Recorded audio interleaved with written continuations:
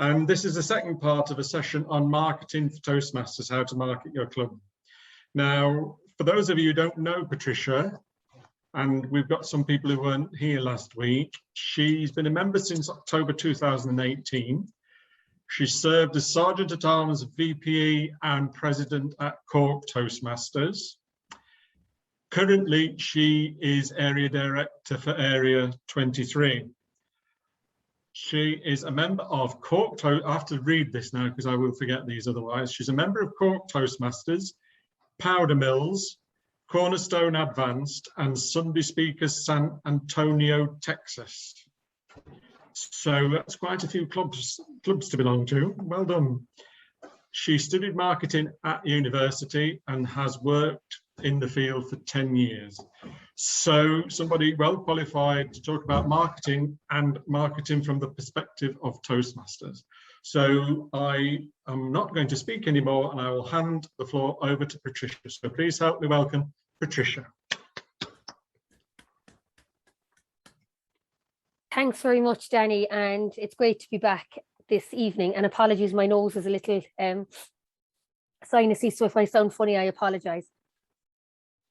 Last week, we spoke about part one of a two-part session on marketing, but don't feel that if you weren't here last week, you're going to be at a loss this week, because you're not. I'm going to do a quick recap at the start, and then we'll move on to the next section, but you will be able to slot into what we spoke about last week.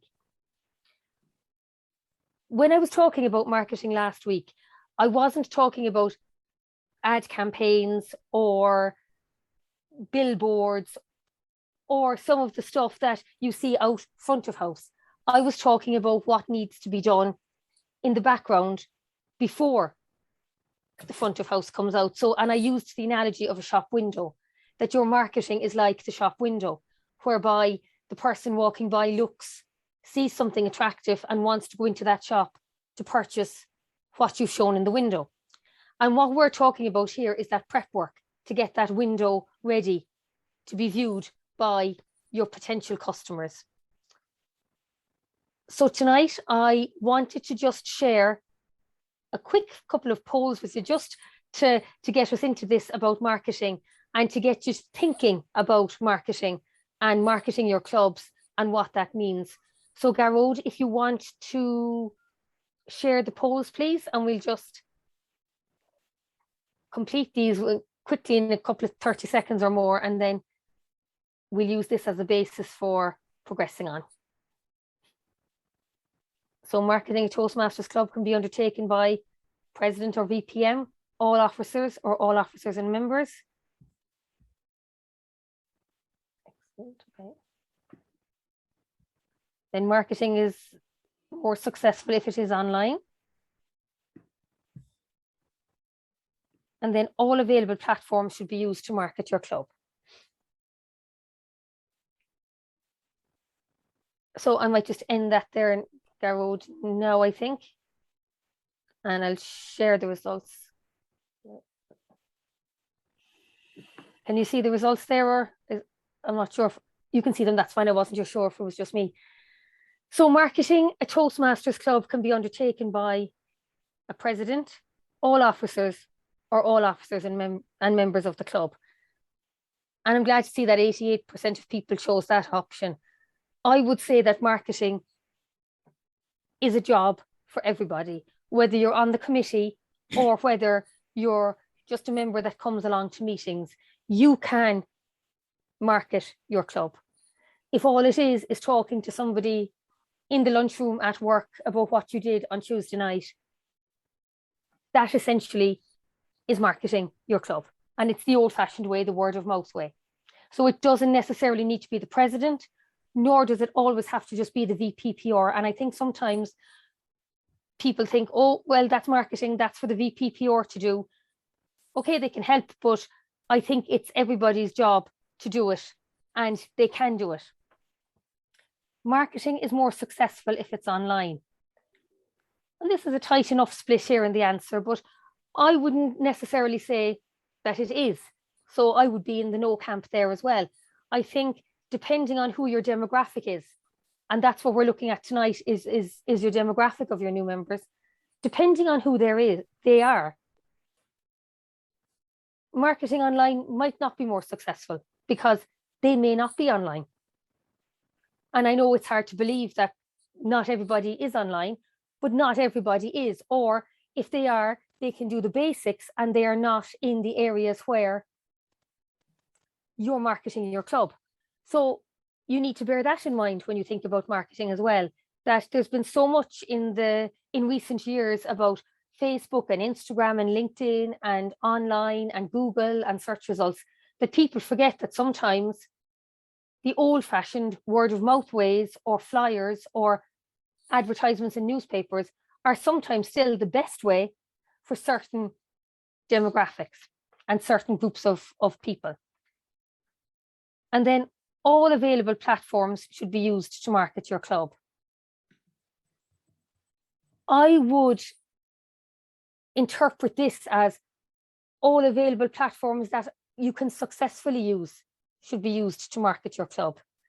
Because if you say I'm going to use all platforms available, and like that again, some of your members or your potential members and the demographics are not on those platforms, then have you wasted time? And if you're using paid marketing, have you wasted some funds on that?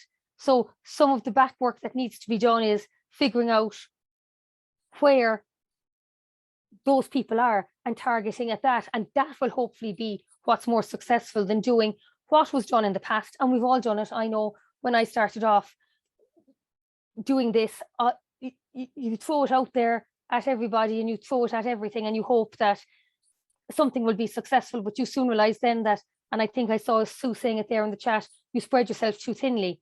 And what happens then is you get frustrated because you're not getting the results you want to get, you get disheartened, and ultimately you give up.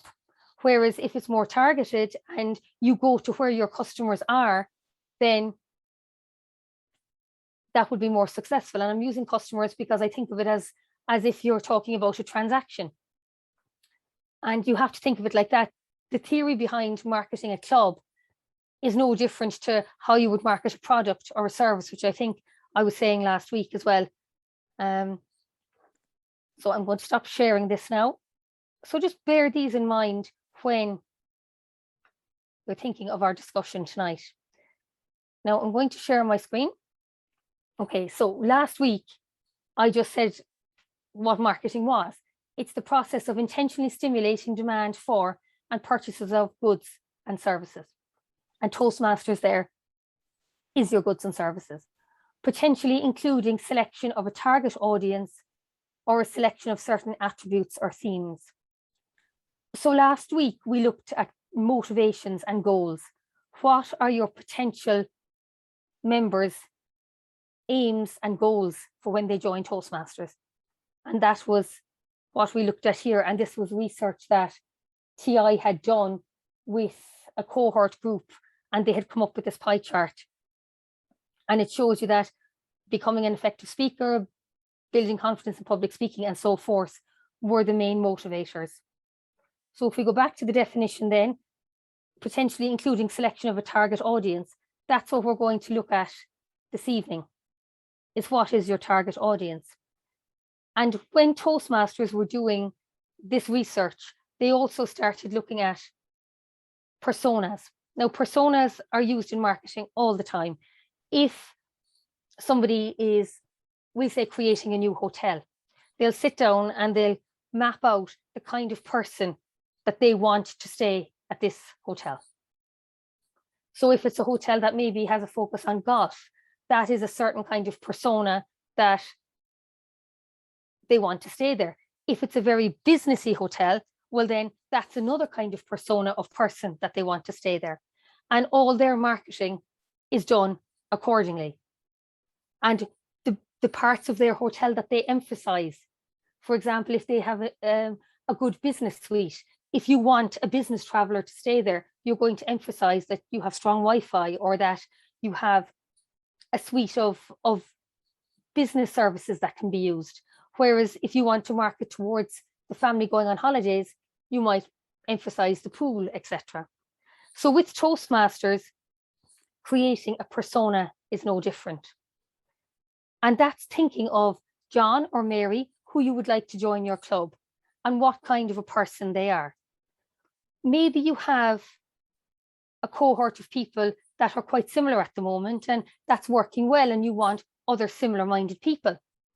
So that's the persona that you're creating.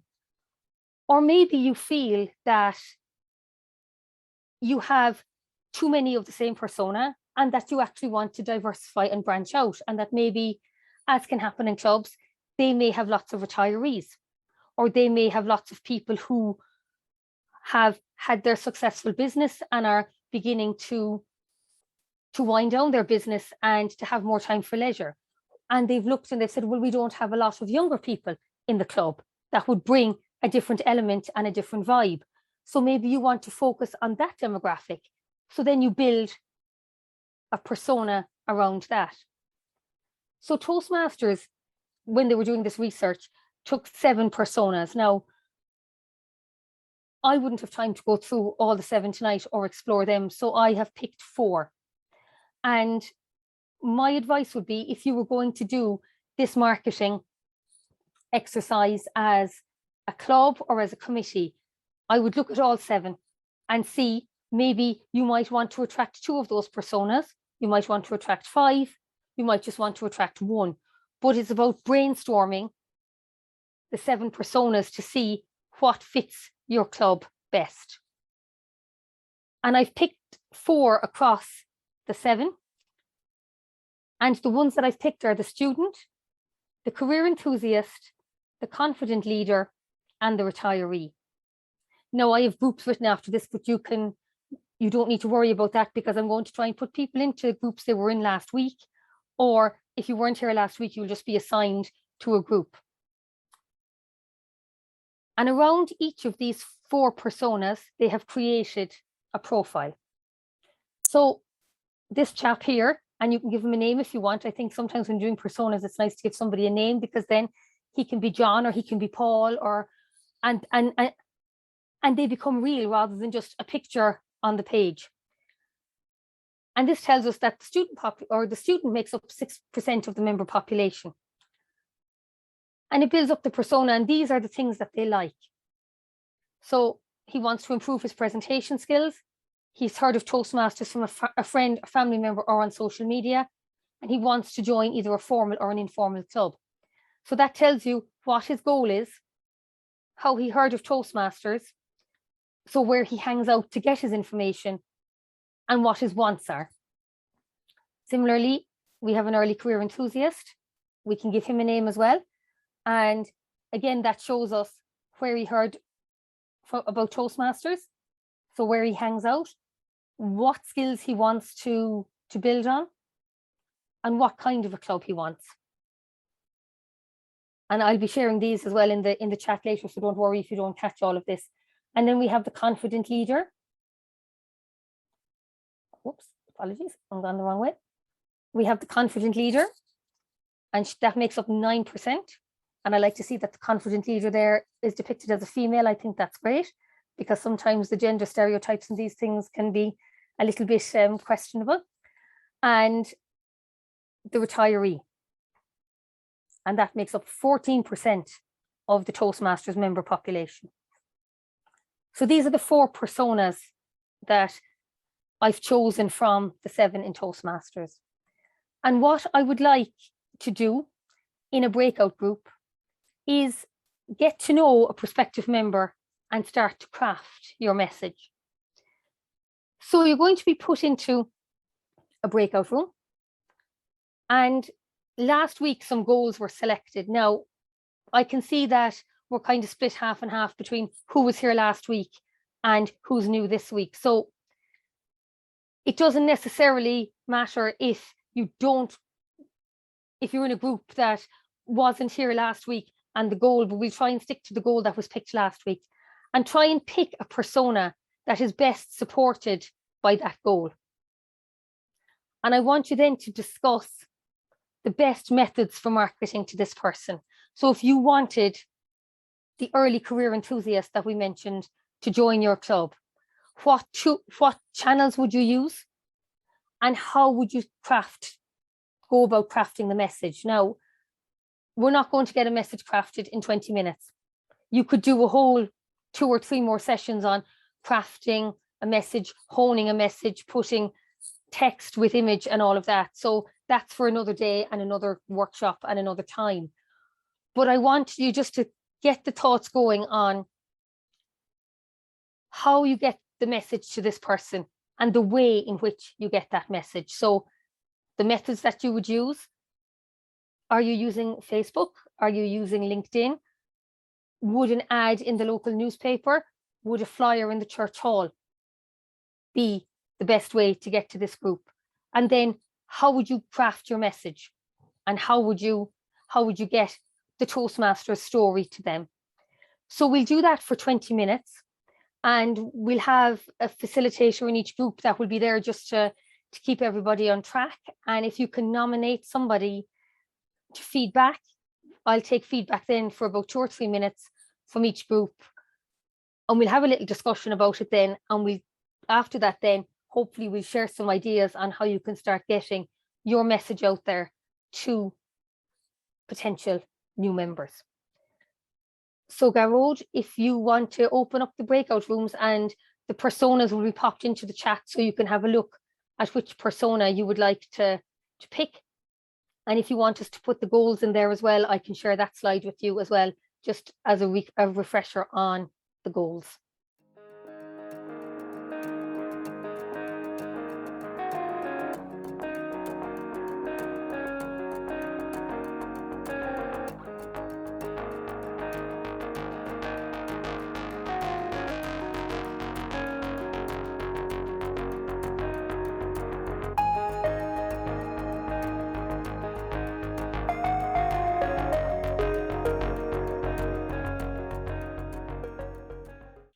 Perfect. So I hope everybody had a good discussion there. And I think the most important thing about marketing, and when you're thinking about marketing, is to have discussions and to trash ideas around and to put forward what you think. And you mightn't agree with the person beside you, but they put their point forward, and you come to an agreement or an understanding. And I think that's half the battle with marketing, is the discussion. So I urge everybody, when you're thinking about marketing in your own clubs, to sit down and have the discussion as a committee, or to sit down and have it with the wider club.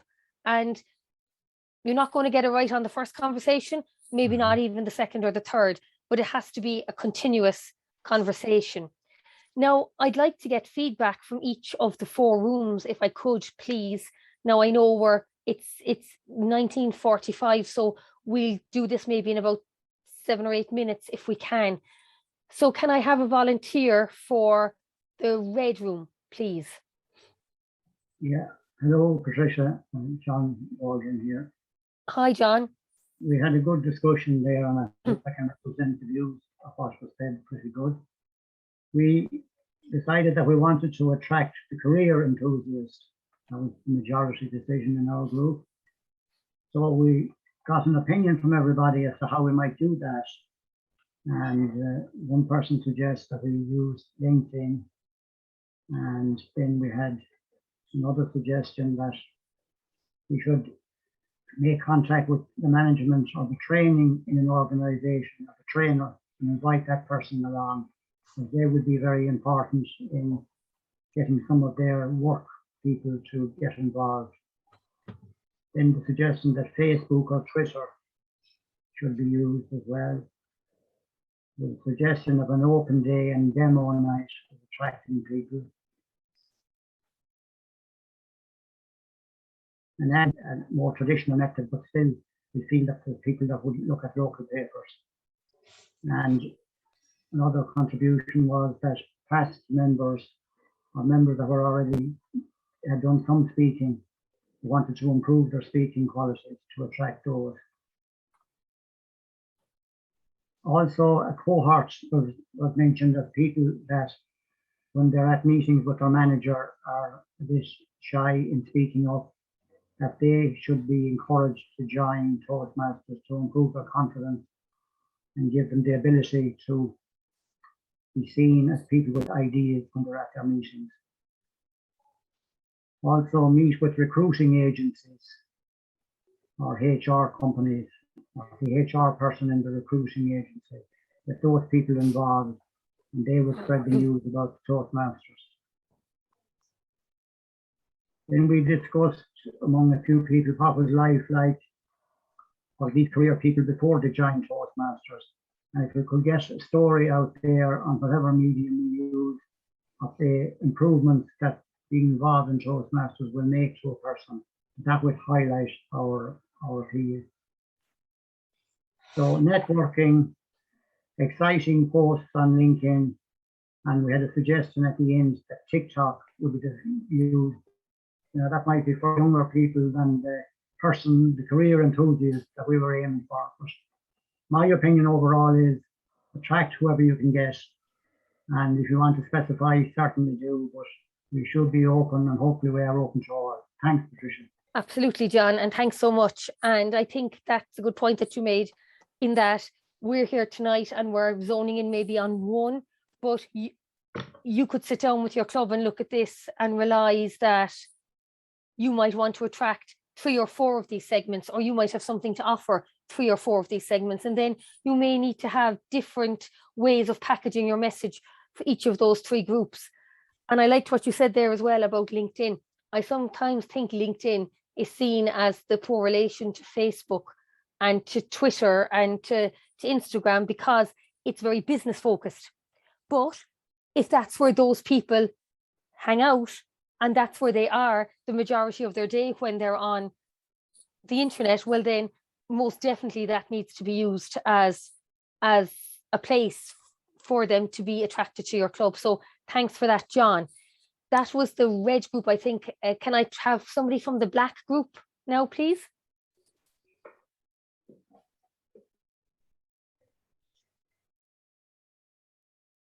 Evelyn. That was our group. Apparently we're the black group. We thought that we'd like them to be we really want people that think they're master confident leaders, but they're not there yet. That's who we want, we decided.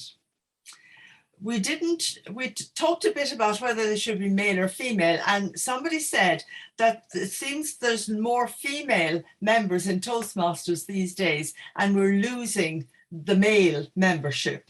So we talked a bit about that.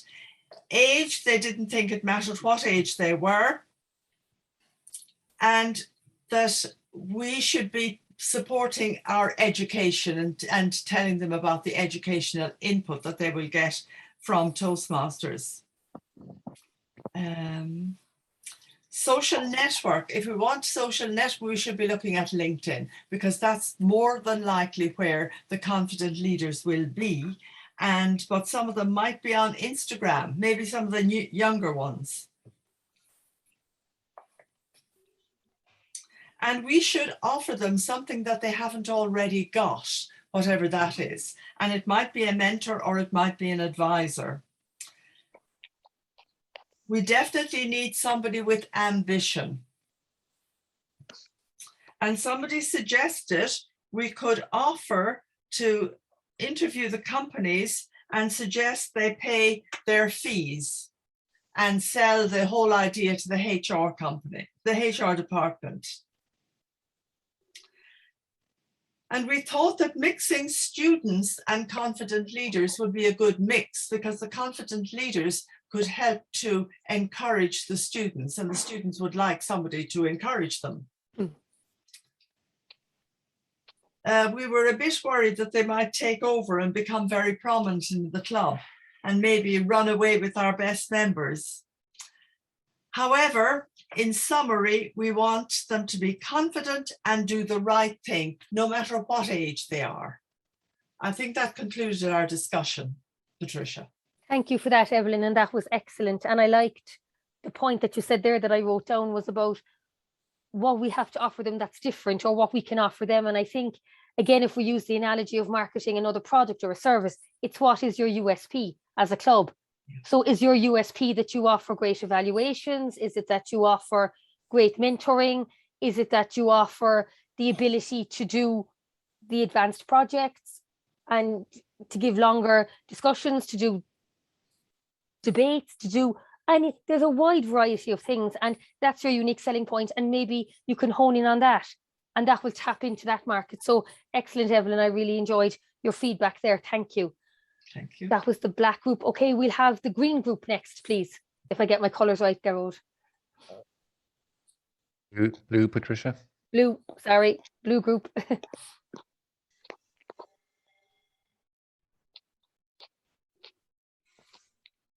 Do we have somebody from the blue group that wants to? Yeah. Okay. Hi, Patricia. Hello. Hello. Yeah. So the blue group, we talked about looking at the students. It was a very educative discussion we had, looking at students and targeting the public speaking or the ability to want to speak in public. So we started off by focusing on their need to speak in public in social media, as well as utilize some of the forums to attract them. But later with further conversations, we uncovered that the seasonality of students, and there was now a bit of a shift towards more matured students. So we had a case study that we spoke about in our group, and one of the insights that was uncovered during the conversation was to during the university Freshers Week have sort of like Toastmasters displayed as its own club and society, which it is, in order to attract people. And the focus was more on the higher education or the more advanced students who are doing the higher courses. But also that threw up dynamics as well around, okay, how do we attract them? So we had earlier thoughts around doing things a bit differently, but towards the end of the conversation, we realized that a very important tool was to speak to other clubs that have succeeded in attracting and retaining students in order to learn from them, get that experience and utilize it in this sort of case. Yeah, thank you. Thank you for that. I agree again as well that it's about attracting the students and tapping into what their needs are, which may be changing as they go through their college life. And when they start, I know from my own club, they're very, very enthusiastic when they start, and then life gets in the way with their exams. But it's about creating a positive experience for them, that when they do move into their life after college, that they will remember their experience in Toastmasters, and hopefully wherever they do settle, come back and be an active member of either a corporate club or a community club in their new location. Have we one? We've one more group, I think. Blue? Green room. Green? Okay, sorry, green. Good evening, everyone. Hi, James.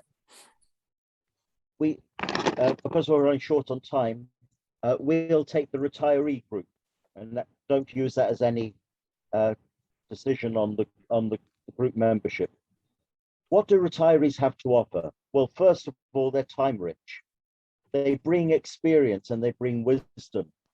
They're committed, and they also bring organizational skills. And it's also an opportunity for meet and greets. Another point that was made was that people retire at around about 50. So it's not necessarily the, should we say, the OAPs. We talked about what channels we would use to attract them. And number one was word of mouth or face-to-face. The virtues of using the local print media were discussed. And indeed, even this medium we're using now, Zoom. In terms of social media, we thought that Facebook was possibly the best method for this particular age group. But we also discussed church bulletin newsletters, or community notice boards. The message we try to get across is that there's a social aspect to to our meetings, and you'll be meeting up with like-minded people and sharing interesting stories and subjects. And the message we thought we would try and push was, number one was find your voice, or number two was this is your platform to share your story. Thank you very much indeed.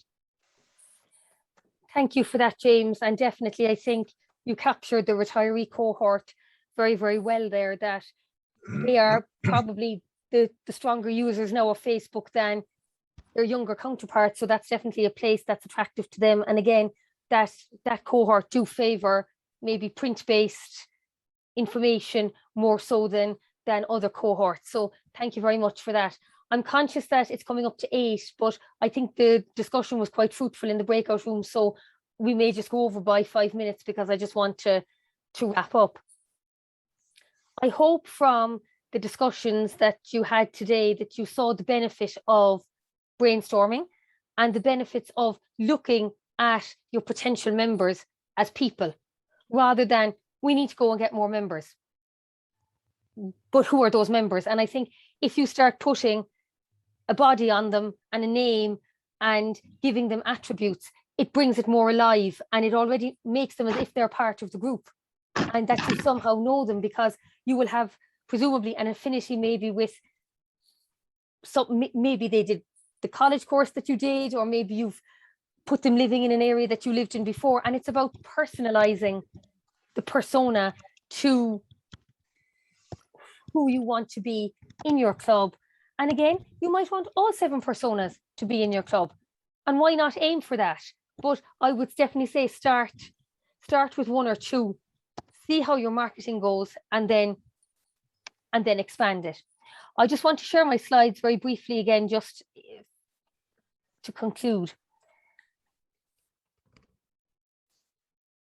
And I'll just, sorry, no, it went back to. So, marketing ideas. Again, think of regular open nights with guest speakers. That's marketing.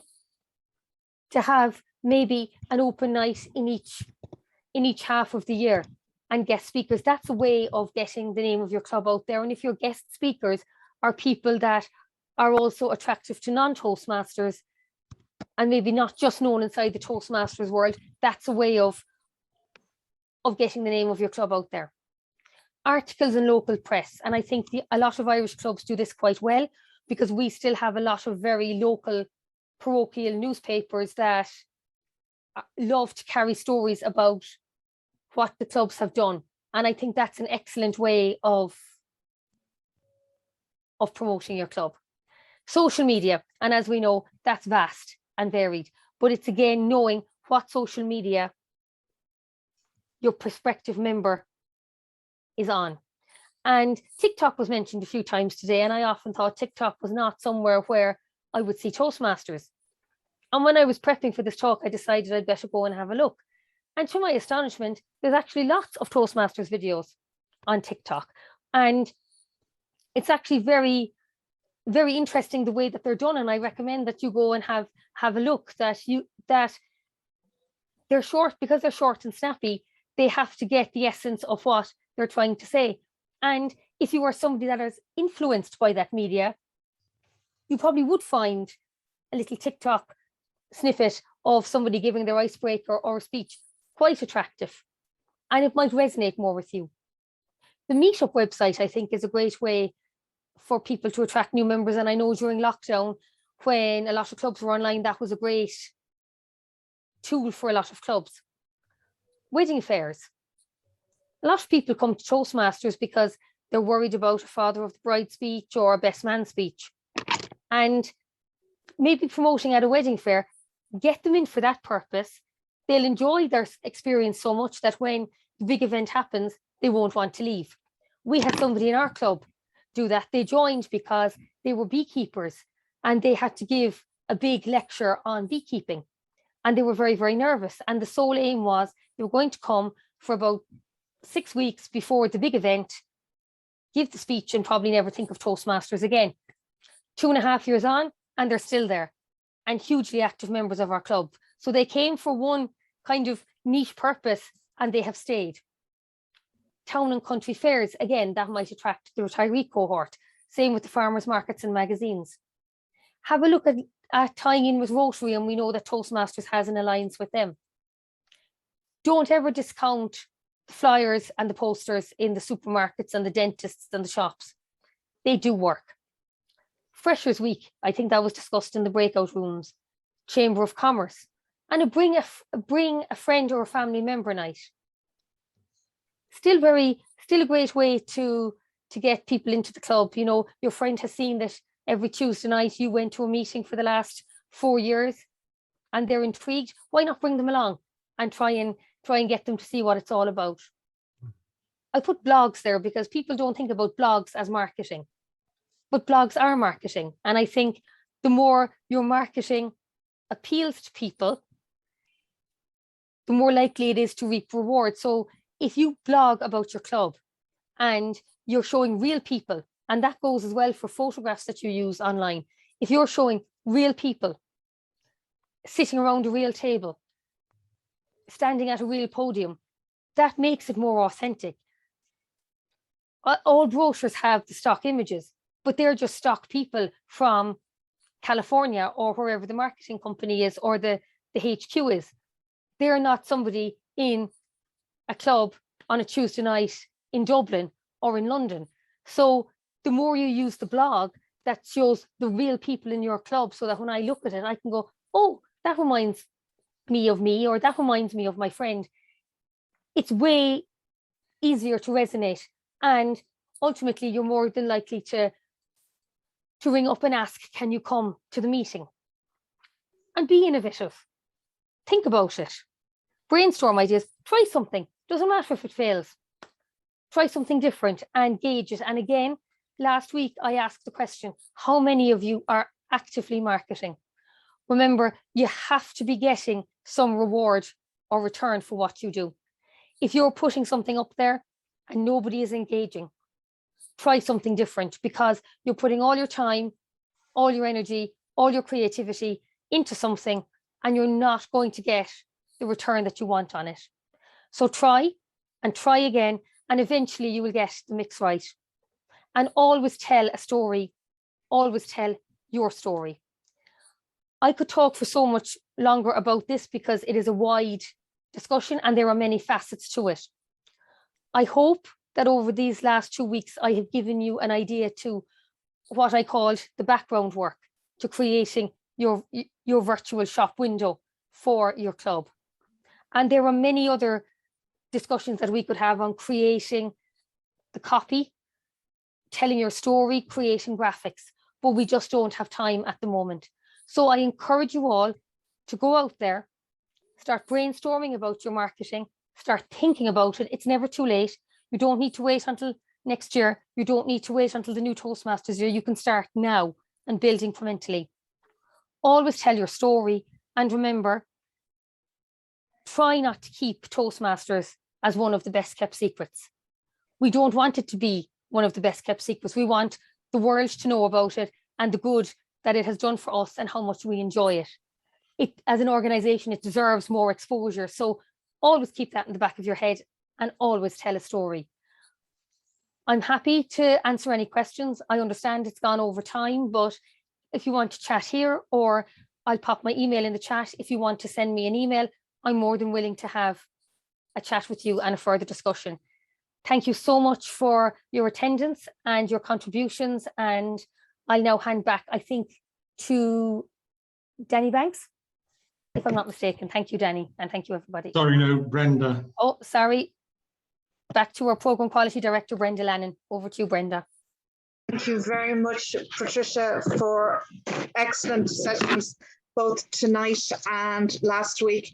Thank you for giving us an opportunity to think about marketing our clubs, and for sharing the benefits of Toastmasters with our target audiences.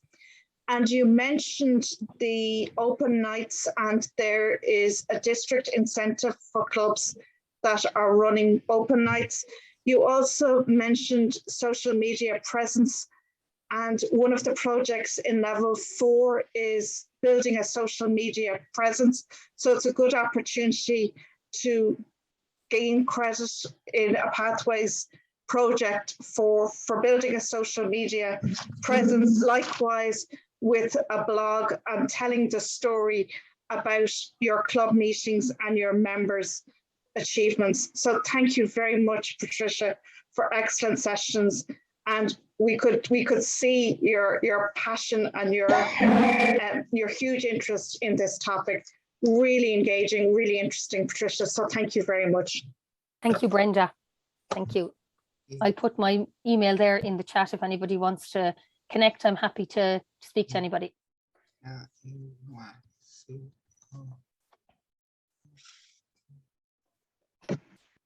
And now we're back to Danny, I think. Well, Sorry, no, Danny. I'm nothing more to add to that. Thank you very much, Patricia, for 2 excellent sessions over the last 2 weeks. Next week, we've got a session on evaluations. So please share that with members of your club. It'd be useful for any Toastmaster. And see you all next week. Have a pleasant evening, what's left of it. Bye.